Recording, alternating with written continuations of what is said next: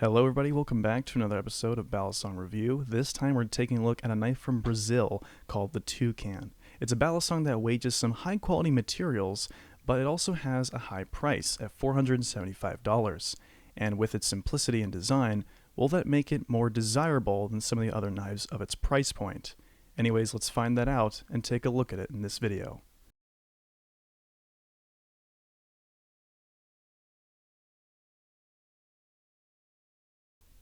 Okay, so the specs of the Tucan are pretty simple to explain, as it's pretty much a mainstream standard for most of these. The Bowie style blade is using S35VN stainless steel, and the channel constructed handles are using 6AL4V titanium. These handles have a blue anodization on the inside as well, which adds for a nice accent color. Let's talk about the design. I would say that this design is overall very clean. It's very simple, and I would say it's reminiscent to some other knives out there. The large two holes in the handles definitely make it more distinctive than others, but I would say there are some other elements from other knives. The Bowie blade definitely gives this more personality though. Overall, I'd say the design works very well for how simple it is. So overall, I think the design is just a good one. It makes it seem very clean. The Tucan is also using bronze phosphorus washers and bushings, which means the tolerances are tight and the flipping is smooth. However, I will say the tuning could be a little better, as every so often I'll notice that the knife feels a little stiffer than a lot of the other bushing knives I've reviewed this year. But overall, the tune is solid and it's smooth to flip. Speaking of flipping, we should probably talk about the knife's performance, which is where the knife starts to get pretty nice for me. Overall, I did have to get used to its lighter weight and the overall feel of it, especially with this somewhat wonky tune in the bushings. But once I got past that, overall the knife started to get really nice. It feels very smooth and it almost feels like it's communicating with me. And honestly, it feels like it just does some of the tricks for me. It excels in aerials and it also is very consistent on things like giraffes and scissors and stuff.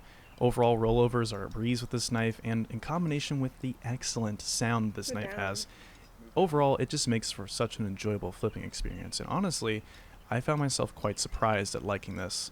It's actually a pretty nice knife to flip.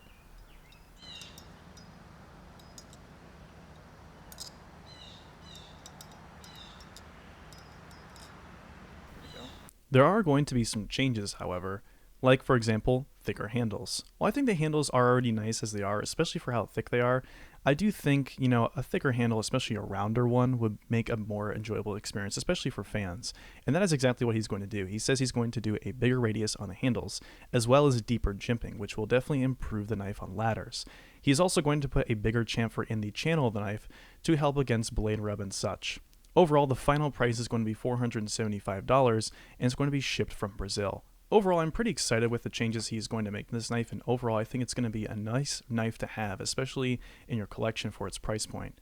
Overall, I think this knife is something to look forward to, and I'm really glad I got to try this one. Big thanks to PyroFlipper on Instagram for getting me in this past round, and honestly giving me a bunch of knives over these past few months to try out. There's been so many knives I've been wanting to try, and new knives that I've never heard of that I've gotten to try. I'm just very thankful. Anyways, if you enjoyed this video, make sure you slap the like button, hit the subscribe button, and also hit the notifications bell to be reminded of when I post. So see you guys next time. I'll see you.